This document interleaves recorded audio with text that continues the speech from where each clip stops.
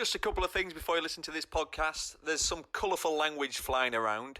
The famous Guy Martin is on good form, but it does get a little bit blue from time to time. So if there's any youngsters around, just get some earplugs ready for them. The last thing we want to do is offend anybody.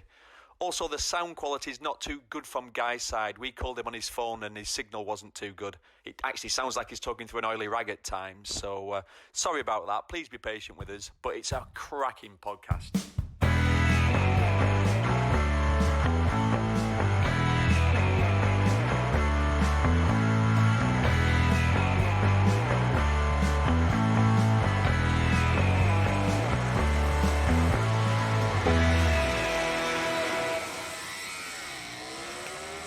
Hello and welcome once more to Gas It Out with myself, Gavin Emmett, and him on the other end of crackly and echoey phone line today is Neil Hodgson. We are still in the early days of all this pod chatting business, aren't we, Neil? Slowly but surely getting there, but you do sound like you're in a cupboard this morning. You're not happy about that? I'm in the same position. I'm sat on my bed, my office. Still creepy. It has been since day one. I've got bits of paper spread around. I'm more prepared for this one than normal. I've got to say, because of who we were interviewing. He's a little bit more, let's say, complicated than some of our other guests. So I've actually done a bit of homework. Well, mainly because you need to get on the translator half the time, don't you? We are recording this a week after the UK went on lockdown. Some people are finding it tough. How are you coping with it all, Neil? All right? No, well, we've been quite busy, haven't we? Yeah. Especially yesterday doing the 4-hour live BT programme from home, which was bizarre. You did such a good job, Gav. I appreciate that. It was, I tell you, the weirdest thing. Wasn't it weird? The whole thing? It was weird, but it was hard for you because that was a lot to do. Obviously, there's no auto cue or anything, and you're there with long chunks of monologue, looking at an iPhone, sat in your upstairs office, and then you're broadcasting to the world. And then the iPhone ran out of battery. About Can you 2 believe minutes that before was pretty the funny, end. right? Yeah. Well, we sort of knew it was a risky thing, but anyway. The weirdest bit about any of that, if you haven't seen Greatest Race, we did on BT Sport. If you've got BT Sport, go and watch it, because it's actually... I was on the edge of my seat. I've seen all the races. I commentated on half of them. And I was still on the edge of my seat, not knowing what's going to happen. But I interviewed in my little office where I'm speaking to you now, little bit echoey. I interviewed Max Biaggi, Cesare Gibernau and Jorge Lorenzo. Just surreal. Right, listen, though, right, this is the deal. Moving forward, there's going to be more programmes. We're doing 4 more programmes. I'm assuming you're going to be interviewing some big hitters, potentially Valentino Rossi. Well, we're hoping to speak to Valentino. Hang on. You've got to do a deal then. This is the deal. I want you to interview Rossi in your undies because no one's going to know. And then no one's going to know. We'll see you top half. You know, you'll have one of those really tacky shirts, and do it in your undies. What, you mean, like a newsreader? Exactly. They're all naked, aren't they? Bottom half. We know that. Oh my God, this is a trip into your mind, isn't it? Yes. Your mind about Hugh Edwards off of BBC News. That's me. That's what you're thinking about, isn't it, all the time? Anyway, guaranteed. I hope you enjoyed it. If you watched it, if you didn't, do watch it. You know, it's our that's our job, really, isn't it? To put those things. But it was an amazing undertaking by everyone putting it together. The first time it's ever been done on TV. When I asked about that, I said, "What, has anyone done this before?" Oh no, this is a proper step into the unknown. I was like, "Oh right, so it's not tried. We are the guinea pigs. It's not tried and tested." Amazing. No, I think the bit people don't understand is because I was explaining it to Vic, my girlfriend. It looks like we're just doing like your standard, you know, when people throw to. Oh, I interviewed Max Biaggi and he's at home. All that's been done many, for 20 years, 30 years, that sort of thing. The difference is the fact that the whole production team is remote. It's bizarre. So everybody's working from home. There's not like one big office, not one big control centre where everybody's working together. So, like, literally, we're on air, aren't we, talking, and then I'm getting a voice WhatsApp message from the executive producer saying, "Oh, Neil, do this and do that." Like, I'm like, is this really TV? This is happening. This is TV. This is live TV. This is BT Sport 1. Yeah, so credit to everyone who put all that together, I have to say. And it was fun, wasn't it? Fun watching all the old races. I'll tell you what. Which was your favourite of the 4 we watched? Properly put a smile on my face. Do you know what? I do love Barcelona 2009, and I think that's clearly winning in the polls. But I cringe so much because of my commentary, mate. Oh, my God. It wasn't that bad. It wasn't. It's the usual situation. I hate the sound of my voice Oh as well. my God. So, But you got excited, didn't you? Yeah, That's I got all right. really It's excited. allowed. But I noticed at the time they kept it in. I apologised on the cool down lap because I knew I'd got overexcited. But it was just everything at that time. Yeah. And we've got loads more races to come up on that. Anyway, we don't want to talk about that too much because we've got a big guest for you today. I've loved everyone we've talked to so far, but this is someone I know who is close to everyone's hearts. Everyone in our industry, I'd like to say, but he's sort of taken our industry and he's gone stratospheric, to be honest. He's the most famous lorry mechanic in the world. You may know him as a successful road racer. It's where most people got to know him first of all. 17 TT podiums on the Isle of Man, 11 Ulster GP wins, so on and so forth. But since Closer to the Edge came out, what was that, about 10 years ago now? He was definitely the star attraction of that with his tea-making exploits. And he's embarked on a whole new career now. TV presenter, author, and general doer. And that's how I see him, Neil. He's a doer, isn't he? He's done programmes about unreal classic mechanics. He's rebuilt tanks and Spitfires. He's broken all these world records. He's a travel guru now. I've loved his travel programmes. India, Russia I particularly liked with a visit to Chernobyl, Japan. He's just got a life that, and I know people always say to us, Neil, I mean, you've been a World Superbike champion, tick. You now still travel the world watching bikes, tick. And you do all these things. But we are jealous of Guy Martin. The whole motorcycling industry is jealous of Guy Martin. Let's be honest. I mean, it is a dream come true. He works closely with the production company North One, and it's literally they sit around and they ask him. You know, they constantly put in projects to him. Would you like to do this? Would you like to do that? But don't get me wrong. I'm sure a few of the things they put to him aren't that exciting. But what I love about Guy is he'll go, nah, I'm not doing that. So he picks and chooses the beautiful, the amazing, the unique, challenging things. And when I say challenging, that's the beauty of Guy. He's not scared, is he? I mean, come on. Oh, no. I've seen some... I was about to say I've seen some balls in my time. Hang on a minute. Whoa! I'm going to back... Hey, hello. I think that's called an overshare. Hang on, I'm on the wrong podcast here. Aren't I? That's a different one. Sorry. But I've seen some brave lads in the past. But let's be honest, and you know, there is no one braver. And I'm going to underline it with this. This is the bit that people do forget. Talented. Yeah. There's no one braver and more talented because he'll risk everything doing bizarre things. I mean, he's got a load of world records. He's just not scared, is he? And for that alone, he's got my respect. I mean, that Wall of Death one live. That was one for me. No thanks. Remember we went to Wall of Death in Austin, in Texas, and it all went wrong, didn't it? Yeah, but do you know the beauty of the Wall of Death? This is what's no. funny. I will point out it wasn't death. I know it's a Wall of Death. Sorry, I just wanted to get that in. There was just a crash, and the lights went out. It could have been Wall of Death. But what sums Guy up with the Wall of Death is, so it's the world's biggest Wall of Death, so it's got to go ridiculous speeds, ridiculous G-forces. No one's ever done it. There's a reason no one's done it before, because it's mental, right? But get ready. This is the best bit. Guy's like, yeah, I'll do it, but I'm going to do it on my bike. So he builds this weird bitzer, which I'm going to have to swear, it looked a bag of shit. It just did. And if it seizes or if anything goes technically wrong with that motorcycle, it's well, I don't even know what's going to happen. It's a massive crash, and he's going to be very, very seriously injured. But that's Guy. Like, I'd have done it on the safest, whatever's, you know, someone just build me a bike that's safe and not nervous and not peaky power, just nice and smooth, and I'd have built up my speed, done it, and been patted on the back. But Guy did it his way, and that's what made it amazing. Oh, dear me. It is absolutely, it's entertainment, pure entertainment. Right, Guy. Gav, that's Guy. Gav, get him on the phone because we said we'd call him at 9, and you know what he's like. Just gone 9, actually. Right. Exactly.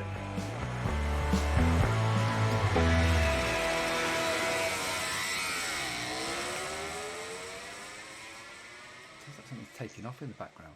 Hello? Oh, wonderful. How are we sounding? We've got you now. I'm sorry if you had to go up the drive. Can we hear Neil? Can you hear us, Neil? Yeah, I can hear you loud and clear. And Gat, can you hear him as well? I can hear him best. That's no better. No better at all. Oh, we Go do. on, what's the... We do appreciate. Yeah. So myself and Neil are just knocking together while everyone's locked down and that, just trying to keep everyone chipper. Hey, I'm all for a bit of that, boss. How are you dealing with it all anyway? How am I?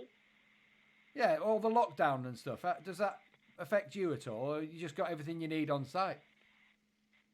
Yeah, well, I'm not been locked down because, well, to be fair, it's all sort of stopped. I've been murdered with the trucks. All that job never stops. But, Of course. Because I work for a powder company, which is all sort of lime, ash, cement, it's very building trade reliant. And come Monday night when we made his announcement, it didn't make any difference Tuesday morning, but then Tuesday night we had a bloody yard of 50 wagons sat there doing that, and that's it. Today is my first day not in, which couldn't have worked better, really. I just wondered whether your daughter Dottie, whether you'd had to do any homeschooling or anything, but you won't have been if you've still been grafting. So I thought you might have had her. In the garage, spannering or something. No, she was last night, and we was this morning. It was out. We've just been fastening. That's why it's been quite handy this coronavirus, because I've been struggling to get a man on the tractor because it's potato ridging season, and because we've been so bloody wet, we're probably 3 weeks behind the potato ridging, which is a job I've done for years. So it starts. We're setting up this afternoon. We're setting up at dinner time for a Tuesday start with a ridge foreman. I don't know if you know much about potato harvest. So we were just strapping satellite gear to the tractor this morning. So my young one was giving me a hand. So yeah, we're on it, mate. We're on it. That's good to hear. What I wonder, our Nigel and Steve anyway. They're the best. I mean, I'm a bit nervous about Nigel because Why is that? Well, he's got bloody contacts in just through what's going on. We've always been nervous, and we said it from the start, really. And he says everything by saying nothing, and there's just so much going on between him and Putin, the Russians. There's so much going on. I don't know what, but this is all something to do with the Russians. I don't know. Nigel ain't saying. So yeah. But other than that, yeah, he's doing all right. And Steve's not bothered, mate. He just wants his ball. That's all he wants. Oh, That's all. I'm going to say, who's Nigel and Steve? I've no idea who you're talking about here. I thought I'd just leave it a little bit cryptic for you, Neil.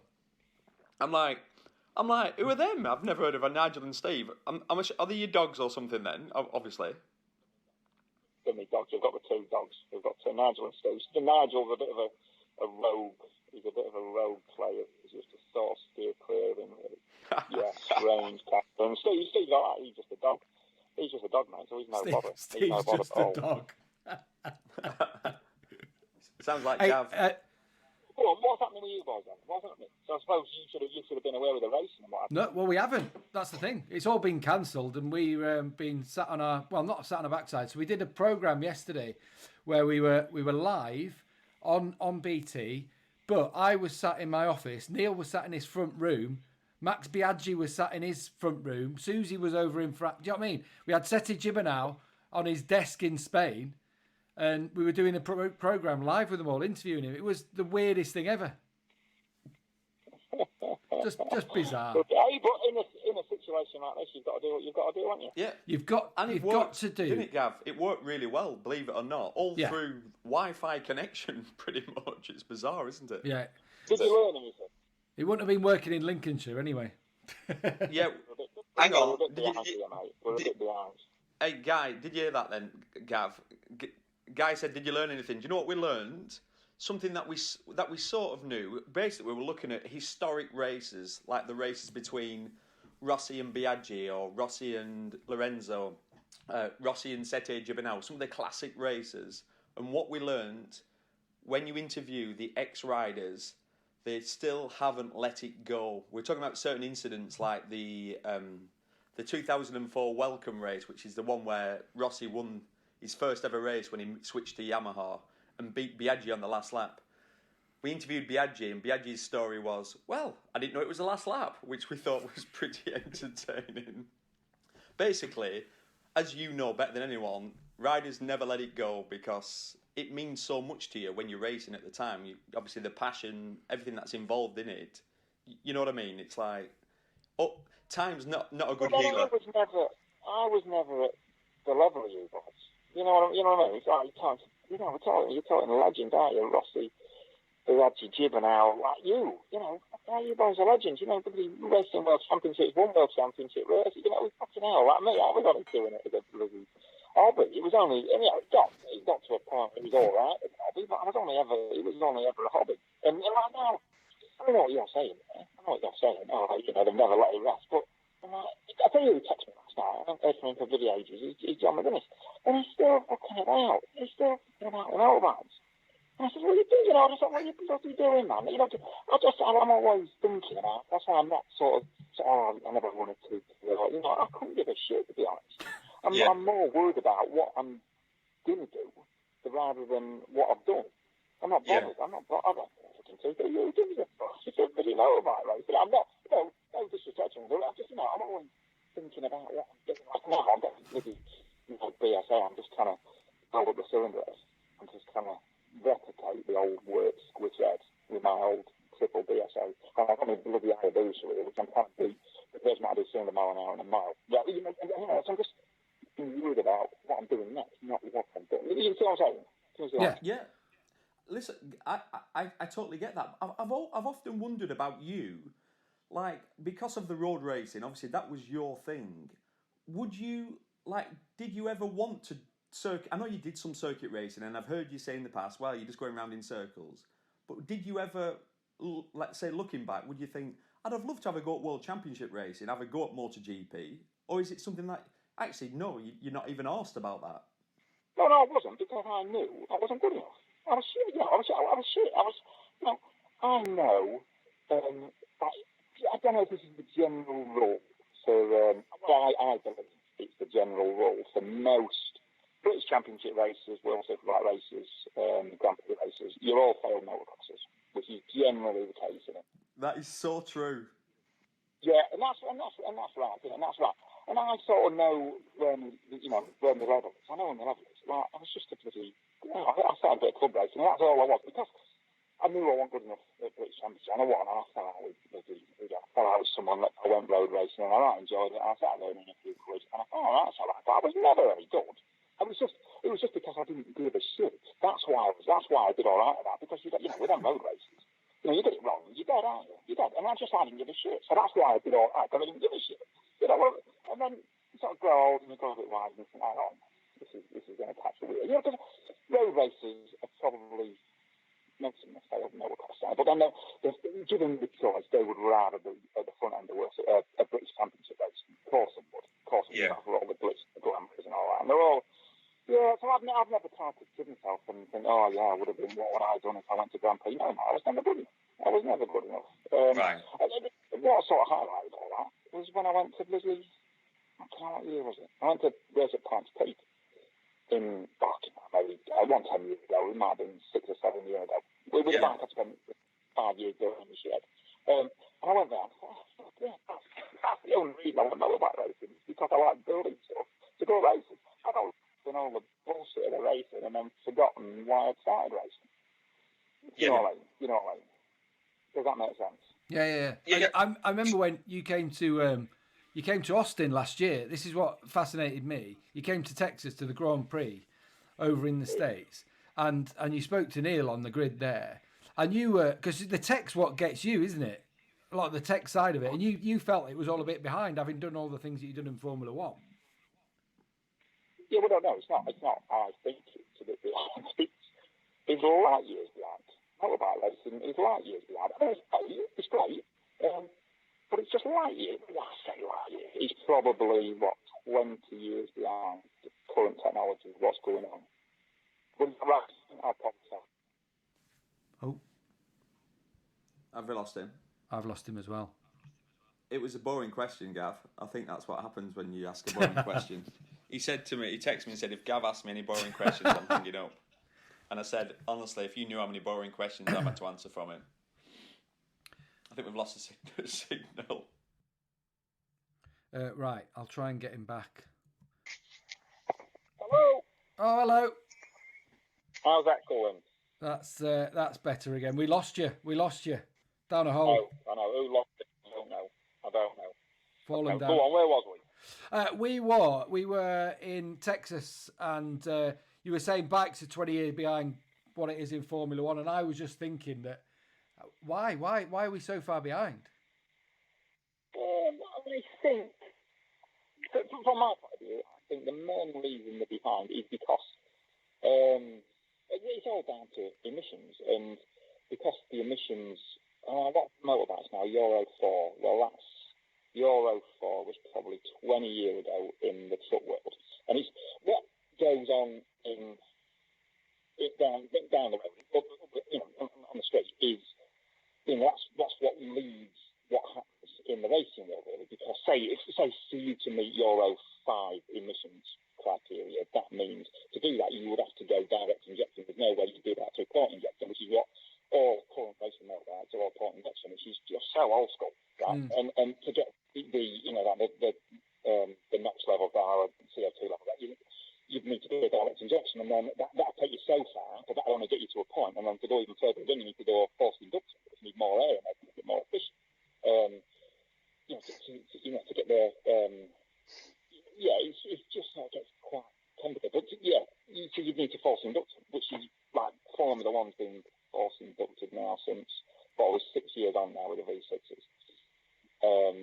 So it's just, that's what needs to happen. That's what needs to happen. There's probably not that much desire to do it anyway. Hey, obviously, Guy, I want to know, right? Because you've talked about McGuinness before, and you've talked about your Rossies already. But because you're a hero on a motorcycle to many, I want to know who you've looked at as motorcycle heroes. That fascinates me. Do you know what I mean? I know your dad was a racer, that kind of thing. But who did you look up to?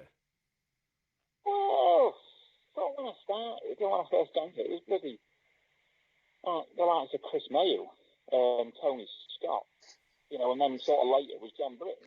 They're sort of not when we talk Chris Mayo and Tony Scott, they weren't really innovative. There was just the way that they built engines. It was just like to read about in performance bikes. I got to meet Tony Scott, and I got to meet Chris Mayo, and I thought, because there were legends. I was more into building rather than the actual riding. Not on the riding point. It's on the riding. I'd say, I don't know. Everyone's got a different opinion, but I'd just say the greatest motorbike race in the world. It was just a legend. I got a chance to meet him at a Le Mans 24 Hour about 5 years ago. I don't know what you guys would say, but the greatest motorbike racer ever. I won't say motorbike racer, just mean overall motorbike racer. He's John Michelle Bale. I got to meet him. Legend.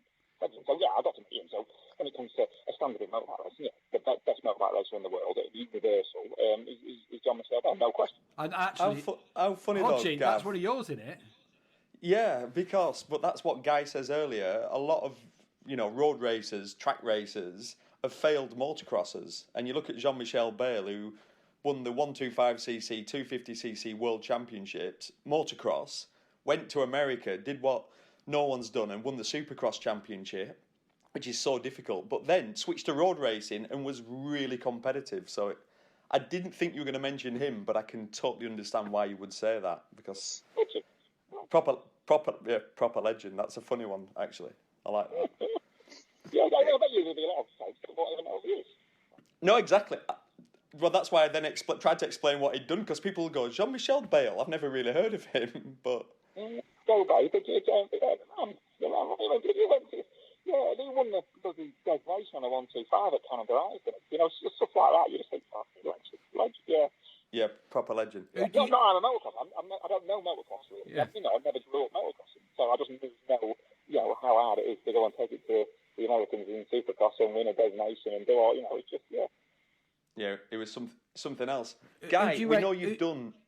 Guy, sorry, I know you've done so many different things. Like you say, you mentioned Pikes Peak. I remember watching you on the push bike, the fastest push bike Behind the van. Behind the van, which looked well scary. You've done the Royal Enfield through India. Obviously, we mentioned Wall of Death. You've ridden at Ross's Ranch. What's for you as a motorcycle rider? What's been the pinnacle that you've done something and you've thought, I tell you what, that's what riding a motorcycle is about? Good question. Good question. Because you've done so much. That's rare for Neil. Yeah. I don't know when we say bikes, like the best thing I've ever done out of anything I've ever was I raced the Tour de Valle. The Tour de Valle, if you've ever heard of it. It was a push bike race from Canada to Mexico. And I did that about 4 years ago. And that's why I saw you, but that's why I saw you boys last year in Austin.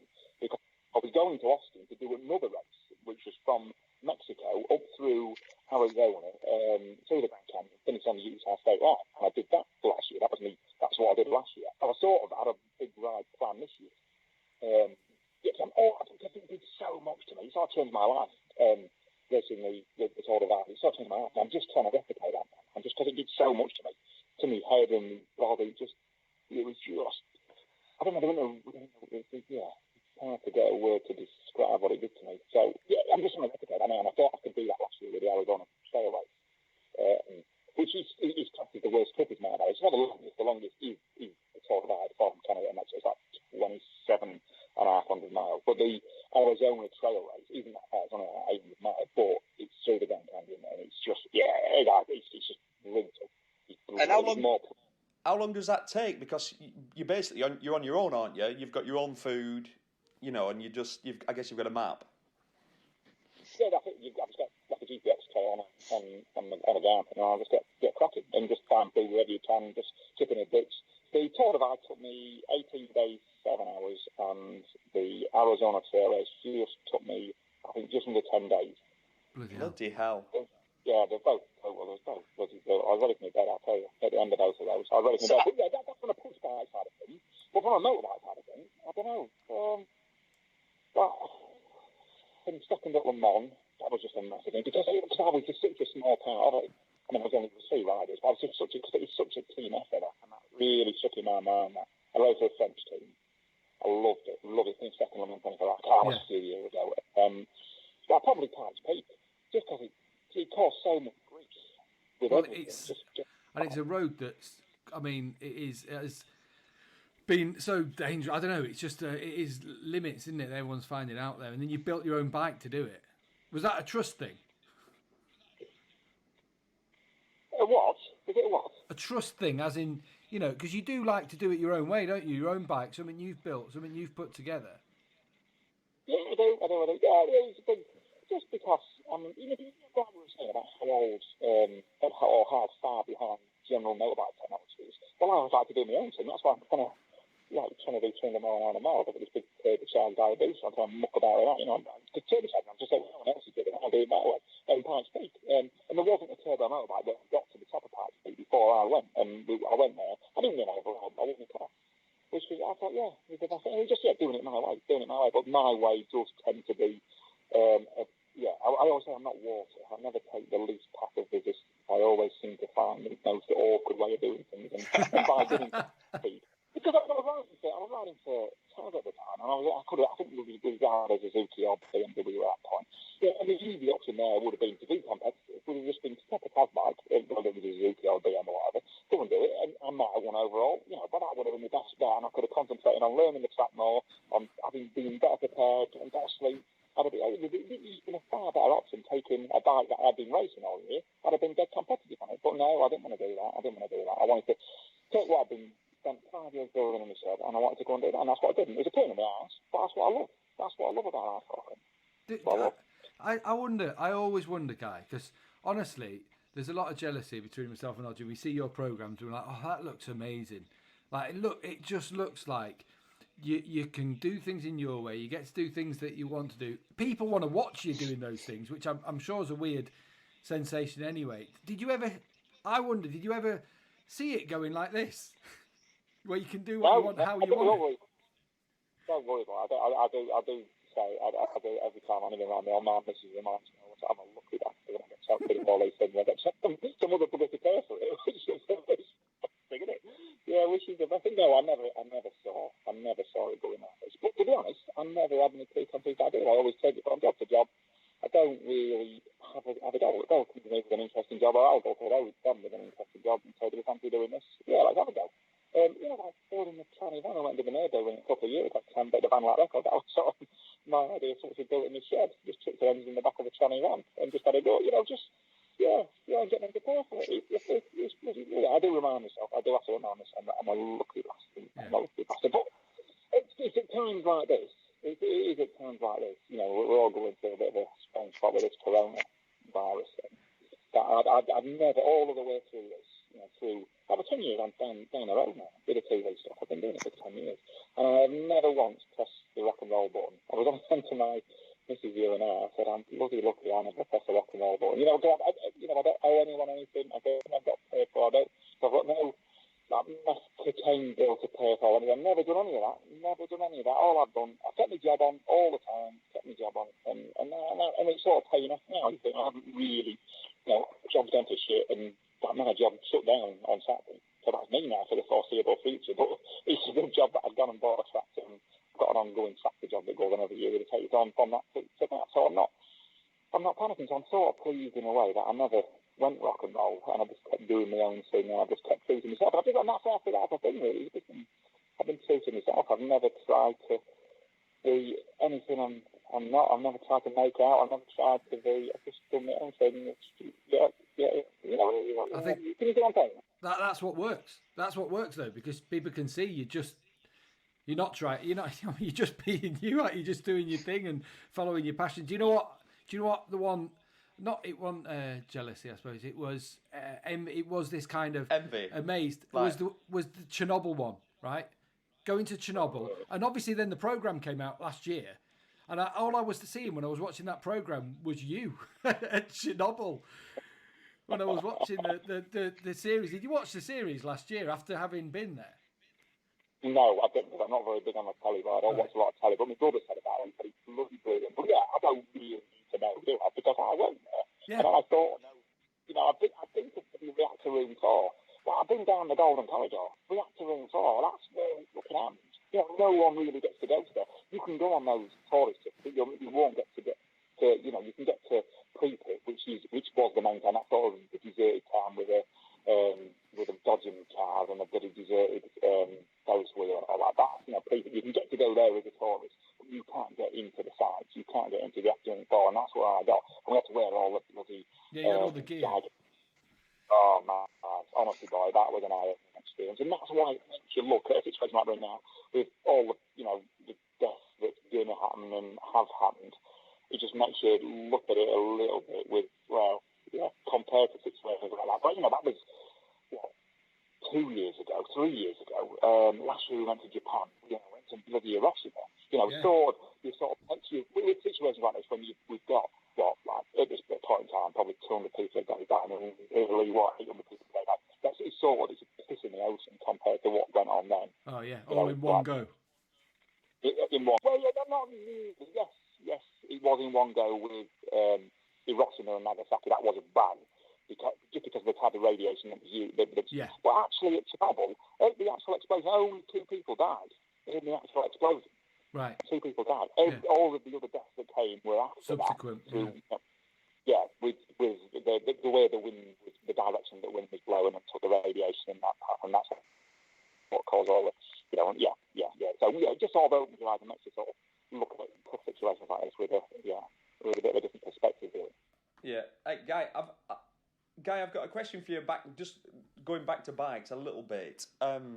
When I look at you and your career, and I know what you've done, and Can I call it a career? It wasn't a career. It was. No, Hey, listen, you had a bloody successful motorcycle career, mate. You did. So you did. That's fact, right?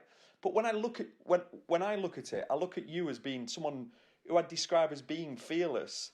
My question is, are you fearless? What scared you over the years? Did the TT scare you at times, or maybe doing the wall of death? Is that scary, or do you genuinely not feel the fear? Because, just for example, quickly, when I did short circuit racing, people would say, "Oh, you're crazy, you can get injured," and I never even thought about it.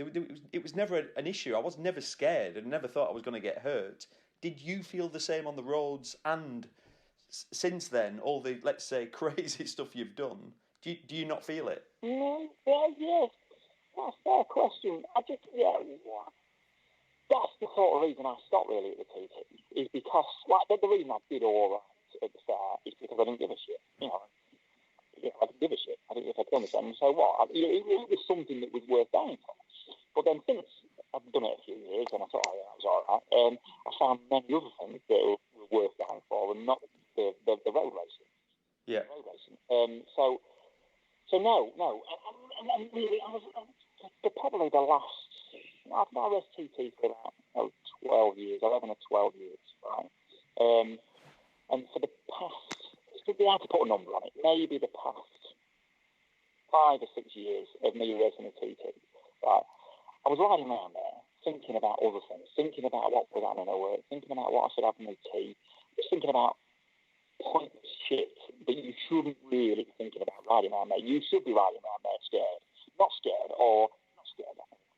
You should be riding around there with nothing else entering your head other than the corner coming in front of you. You know what I mean? Because you need to be 100% concentrate. I was riding around there thinking, what's happening at work? You know, and when you're doing things like that, that's going to bite you in the ass, right? And I got away with that. I managed to walk away. I know we'd have a couple of crashes, but the crash I had, I think it was 2010 when we did that film, right? That was just through trying.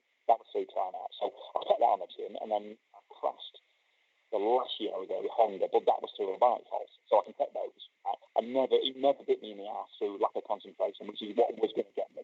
Right? Yeah. And I just thought, and I was lucky, so I can come away from that. I think, right, wash my hands, I've walked away. I've nothing left to prove to myself. I don't give a monkeys. I don't, it's great, an amazing event, but it's not for me. I've sort of grown out of it. Out of it. And then short circuit stuff, obviously that was never going to worry you. But what I'm doing now is kind of do. Have you ever rode like a mile bike? Well, you know what I'm saying? No. This is what I'm just start looking at it now. I'm in the shed. It's the Hayabusa. It's like 8 horsepower Hayabusa. Right? And I'm trying to do 200 mile. Now that scares me. Right? Yeah. You've been on nothing like that. I know you've rode Grand bikes, right? They're fast, but they're not fast. There's fast and there's fast. There's nothing. But people say that between 100 and 200 miles an hour. You say that all the time, Neil, don't you? Like, there's people don't understand the difference between 150 and 200, and then this going another step on the front of that. What I always say, actually, up to 200 miles an hour feels no different. 200 miles an hour feels no different from 100 miles an hour to me. But then once you get over 200 miles an hour, everything starts to change, and it's bloody scary. Things happen quick. You're moving. But I've only done 272. That's what I did about 6 months ago. I did 272 at Elkington on this bike. But you're trying to do that in a mile, right? And just trying to control that amount of horsepower. That amount of torque, that's bad enough about it. You're trying to control that amount of torque. You're trying to get it through the tire, get it down to the tire, and just trying to keep things in a straight line. It's just that scares me. And that's what I like. Yeah. And this is something, I'm sort of back to where I started from with the road racing, which I didn't give a shit, if I killed myself, because it was something worth dying for. And then after a few years, I thought, well, no, it's not really, it's just about that. But this, the fastest man in the world over a mile. It's not, I say the fastest man over a mile. No one has ever done 300 miles an hour on a sit on motorbike. Like, they have a streamline motorbike, them, like, there's only a handful of those in the world. But on an actual sit on motorbike, no one's ever done 300 miles an hour, and I'm trying to do that in a mile, because it's realistic to do it over here. And the fastest man over a mile is a bloke called Bill Warner, an American, but he got killed about 4 years ago trying to do what I'm trying to do it in a mile. And I just think, there's people dying trying to do this, and I think that's sort of worth it. You know what I mean? If there's boys dying trying to do what I'm trying to do, and it's definitely something worth doing. And that's what I'm trying to. Bloody hell! I mean, that scares me. Gav, I'm not being a bloody what's the word? I'm not just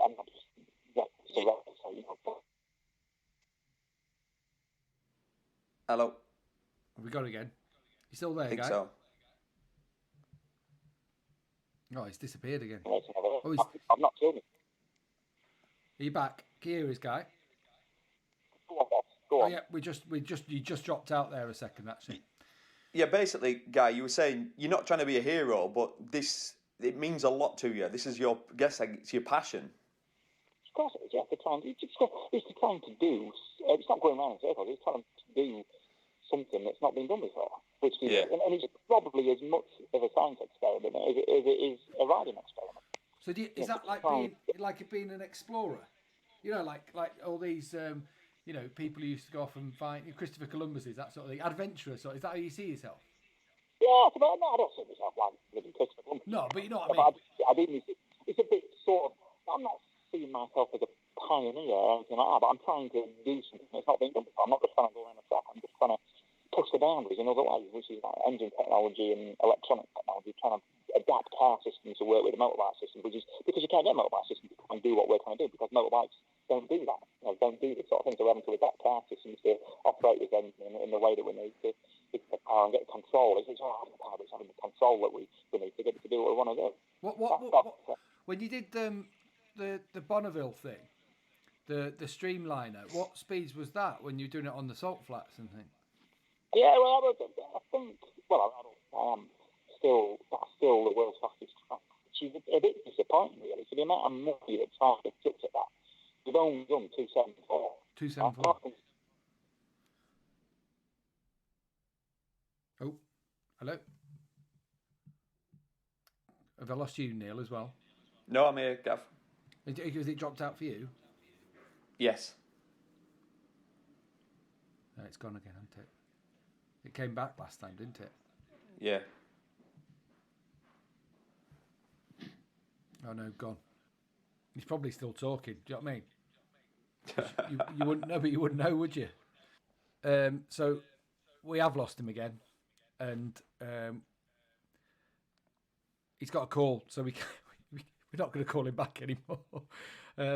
But I mean, first of all, sorry for the sound quality. You have to understand that he's in deepest, darkest Lincolnshire, and it was on a phone call, wasn't it, rather than a Wi-Fi connection or anything. So I hope you made it out. Could you hear everything all right, Neil? Yeah, I could hear everything. It did sound like he was talking through an oily rag quite a few times, but I could still make out everything he was saying. And my God, he just doesn't disappoint, does he? No. Guy is Guy. You'll always get Guy. You don't get a PR, savvy, try and say the right things. He tells you exactly what he's thinking, and he's such a unique character. What about Jean-Michel Bale? What a pluck of that one. We were talking about before, weren't we? Last night we talked about it, didn't we? Who do you reckon he'd pick? And I was thinking it might be someone like, I don't know. I thought he'd say, a couple of journeymen road races or something like that. And I know he mentioned a couple of road races, but to pick out Jean-Michel Bale was someone I would not have even dreamt of.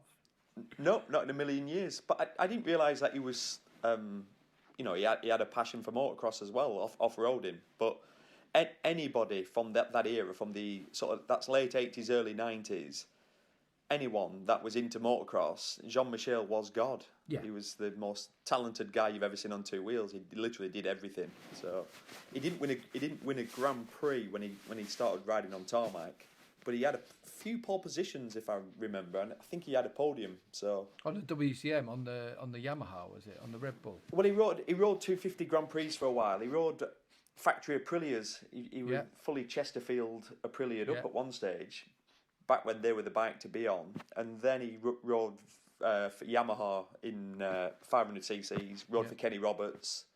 So he was well, didn't he, for Kenny? Yeah. He just had a very funny style, which you'd expect him to have, because he's a motocross rider. A little bit like my style was always a bit awkward because I was a motocross rider. So it was funny when you watched him ride, he was a bit too tall, really, Jean-Michel Bale. But that was one out of the hat from Guy. We didn't expect that.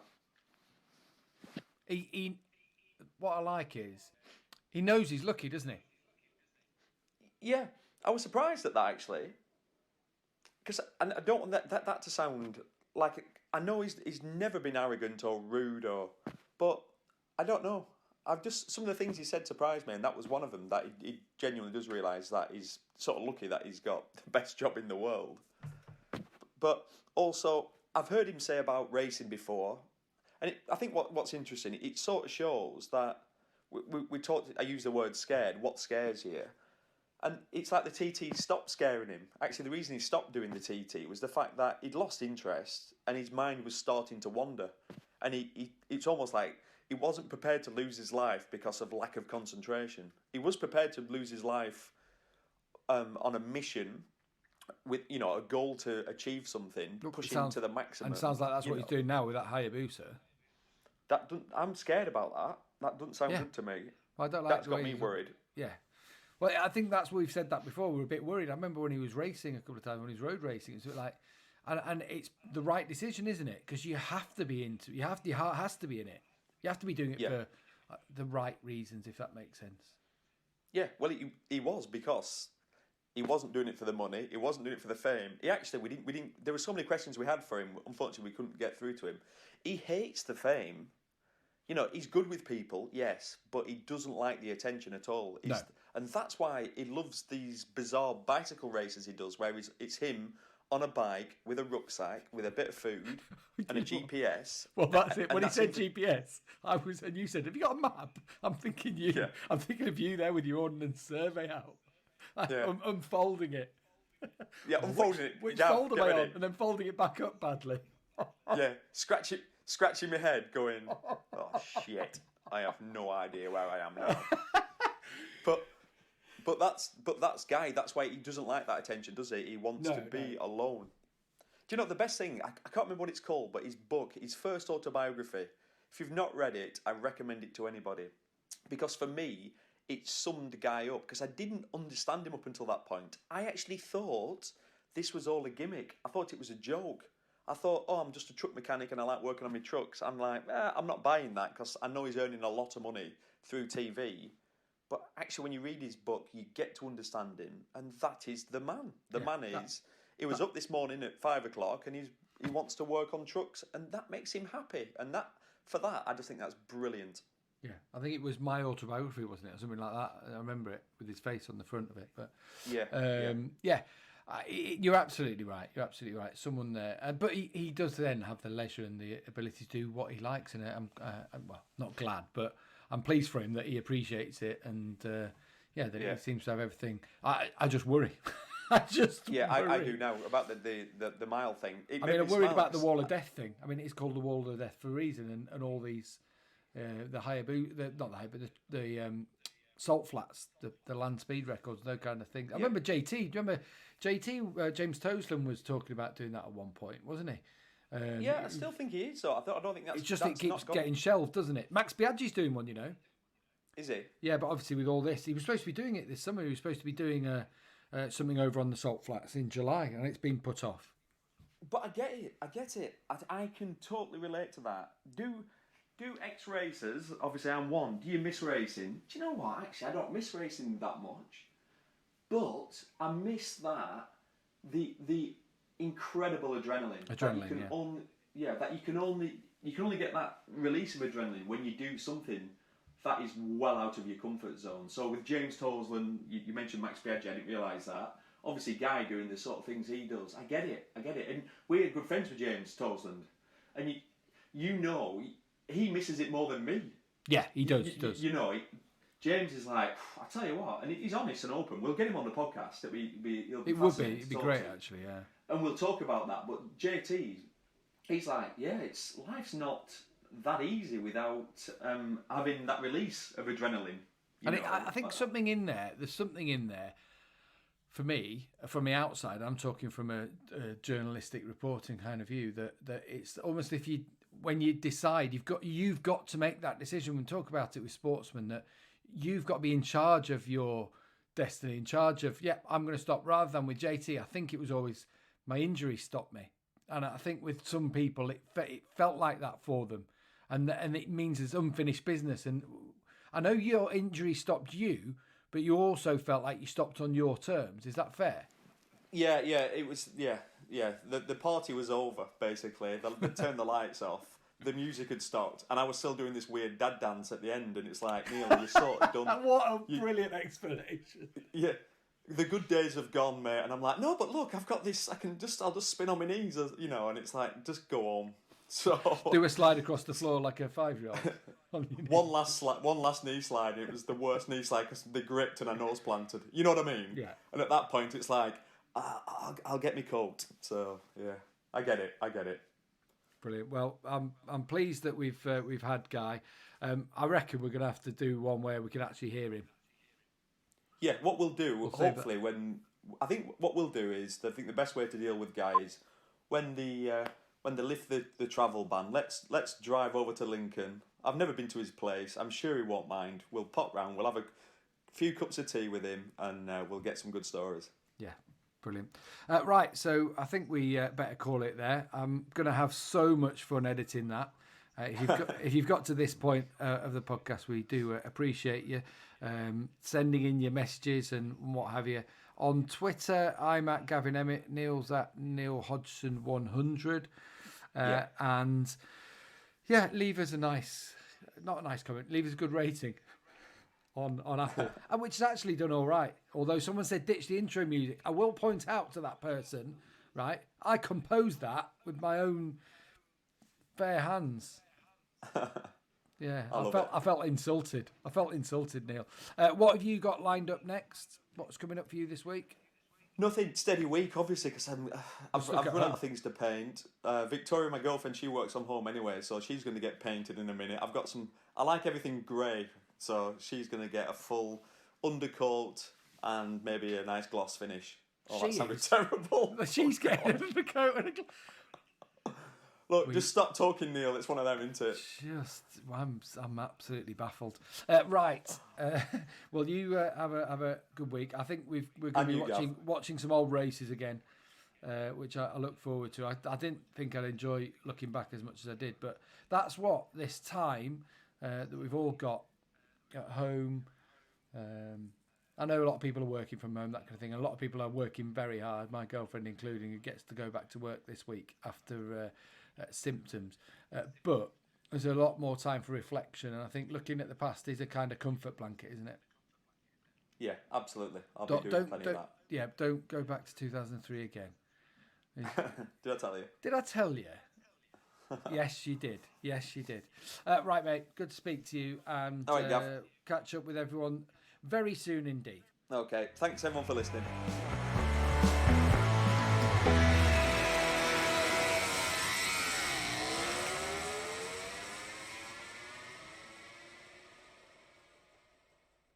Hello there. Yeah, that all might sound like it was one, maybe two calls with a little drop in the middle, but we did try and call him so many times, and we recorded all of it. So coming up, there's a little bit of bonus content for you. I will warn you, it goes on for a fair while, but there is some funny stuff in there. Thanks for listening.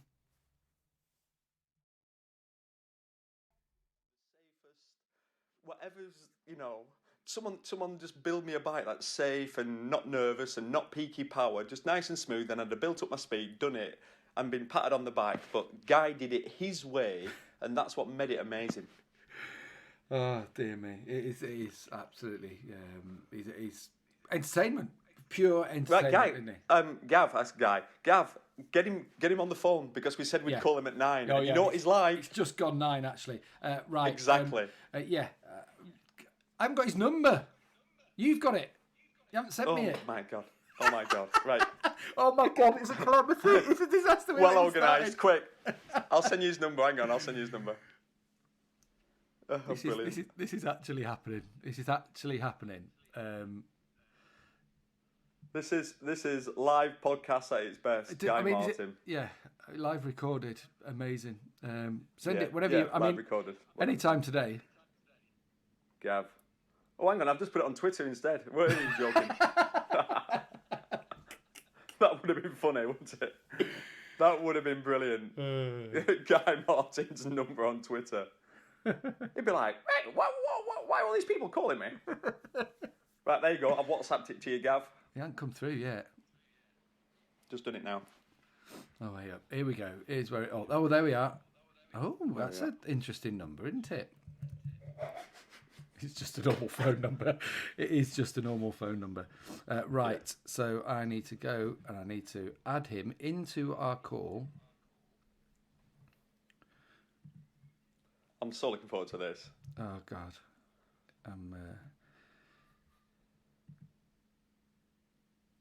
Will he answer? I'm calling. Oh, is he going to answer? Come on, Guy. Pick up the phone. I wonder what he's doing. Come on. Feel like we're on He's so not good. Going live. He's so not going to answer. He's so not going to answer. I said 9 o'clock. And it's 1 minute past. Come on. Unable to add participant, number unavailable. I don't believe it. Do you know what? I'm going to go again. Start. Here we go. Do you know me? I always, I never get stressed, but this is at one time I'm going to do, because I think you've got to do, oh no, plus, apparently I'm calling a number in Russia. Oh, God. This is slightly embarrassing. Mr. Emmett, Right. you want a special massage? What? What accent? I don't know what that accent was. This guy I keep calling, that's what he sounds like. What? The weird thing is it doesn't do a ringtone. Right. So I can't tell if it's anything like that. If it says it's calling anyway on my Right. screen. Unavailable. It's unavailable. So I'll WhatsApp him now and just say That's we're me. trying to. Yeah, I'll WhatsApp him now.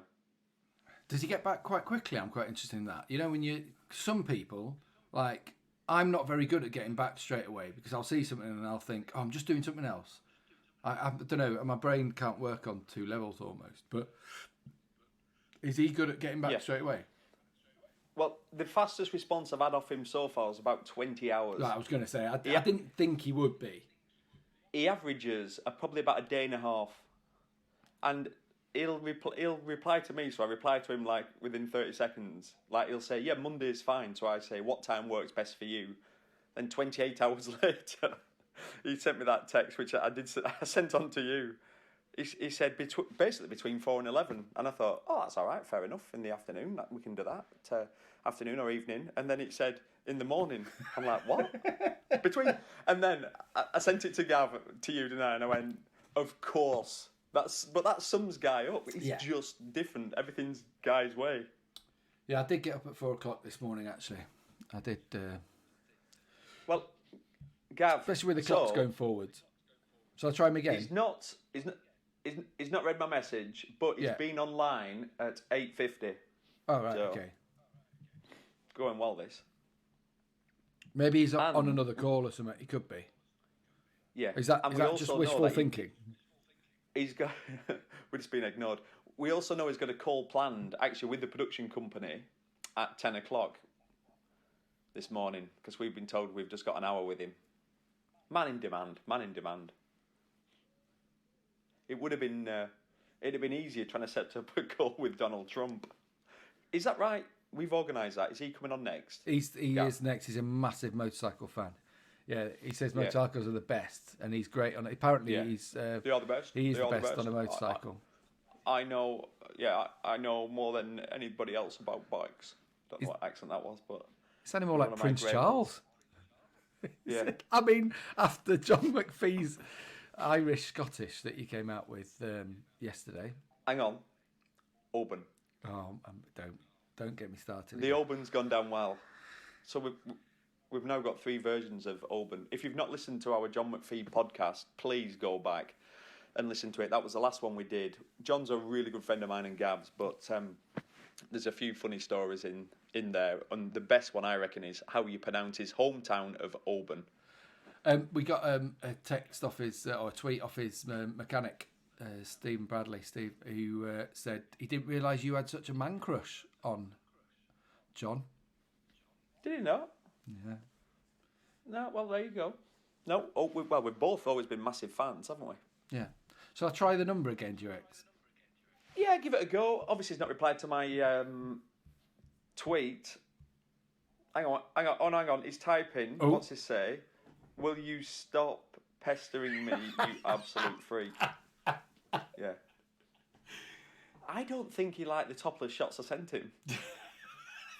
Fully oiled up. You know. On your red sex sofa that you had on BT yesterday. Look, I've had some shit about that. Listen, okay, right. When I bought the house, the guy actually said to me, I'll leave a few bits for you if you want. Do you want to buy them off me? And it just fit. It's like upstairs in the landing. So I've just Who has a sofa on the landing? It looks all right. Who has a sofa on the landing? Well, it's like a strange. I live in an old barn, and it's a funny shape. Right. So it's one of them. I'll let you off. It's one of them. I'll let you off. But yeah, it's like an orange leather sex sofa. I tell you, if those walls could talk. Oh, Yeah, you put me right you off. won't want to know. Put me right off now. I'm not going to be able to do that program with you ever again. So what do we do now, Do I Gav? try him I don't again? know what to do. I'll try him again. Yeah, try him again. We will. By the way, ladies and gentlemen, we were warned. Oh, When, actually, do you know what? The first call did go, so both of them have been unavailable. Right. So we have called him twice. The first one did. Yeah. You know, like I thought I messed it up, and I started calling Russia. We were warned off a very good friend of ours, James Woodruff, who works with him on a daily basis. I think his words were, "Just be prepared. He can be a bit unreliable." And that's sort of why we've not put it out there beforehand, going, "Oh, we're going to interview Guy Martin," because it's far from a given. We still might get him. You never know. Gav's gone quiet, which is making me more am I nervous. pressing add? Yeah, I'll go again. Go again. Yeah. In the meantime, we've got some really, really interesting guests lined up. We're going to delve into the MotoGP riders. Obviously, they're pretty quiet at the moment. Not a lot going on. Oh, hang on. Oh, I can hear a ring. It worked. Hello. Now, boss. Now, boy, all right. Here he is. There he is. Good morning, Guy. How are you? Yeah, I'm all right, boss. Oh, very well, thank you. It's Gav here, and you might be able to hear Neil Hodgson somewhere, and he sounds a bit echoey this morning. Hey, Guy, we were panicking. We tried you about 3 times, and I'm like, oh my God. He stood us up here. No.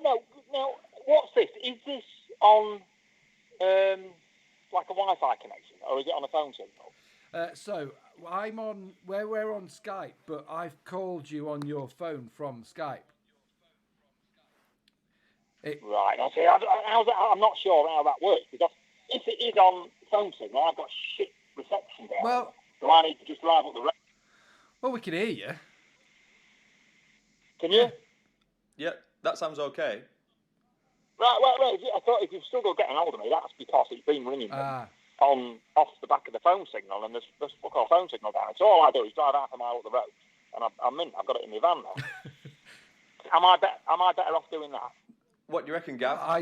For me, it's not great. It's not like crystal clear or anything like that. But I won't want you to have to drive. It's parky out, isn't it? But yeah, man, Jesus Christ, I was out bloody half past 5 this morning. Don't believe that. Let me drive up the road. That's going to be a better. All right. That'll be all right. Okay. So how long does it take you? 2 minutes. Give me 2 minutes and give me the call back. All right, we'll do. All right. Right. Sounds good. We'll do. Cheers. Cheers, boss. Cheers. I think it's just me and you now, Neil. Right. Good start, Gav. I'm great start. I mean, if Great it's better start. up the road, it's better, isn't it? Yeah. I'm pleased he's going to go up the road for us. Yeah. Sounds good. I'm glad we put the small disclaimer about language. There just might be the odd swear word slips out. Look, we really apologise. Yeah. So far, guys, I think what we're on about a 30% ratio of swear words to normal words. And, oh God, I love it. It's a family show. Is it? I don't know. If you listen to this podcast, please make sure it's after 9 p.m.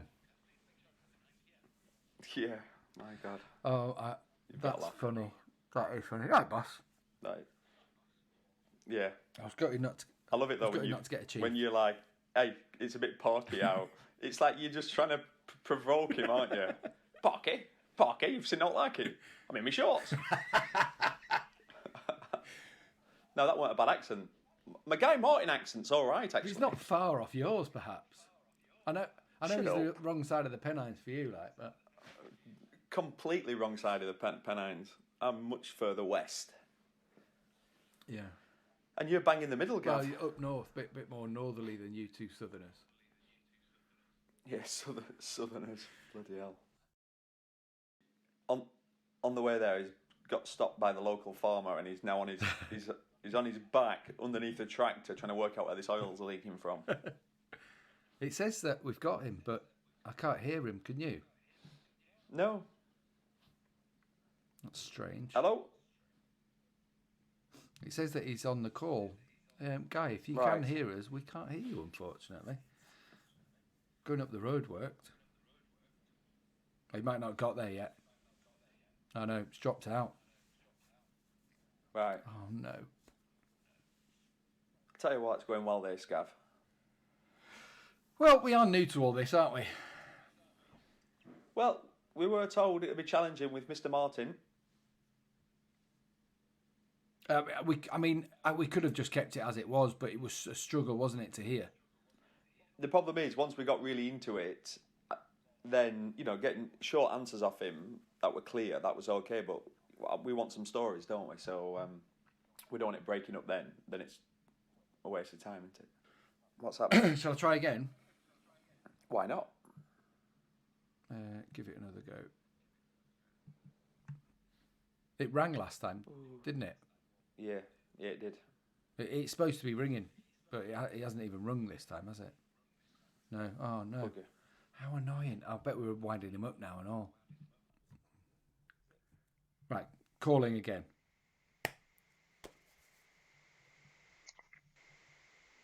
Sounds like something's taking off in the background. Hello? Oh, wonderful. How are we sounding? We've got you now. I'm sorry if you had to go up the drive. Can we hear Neil? Can you hear us, Neil? Doesn't matter.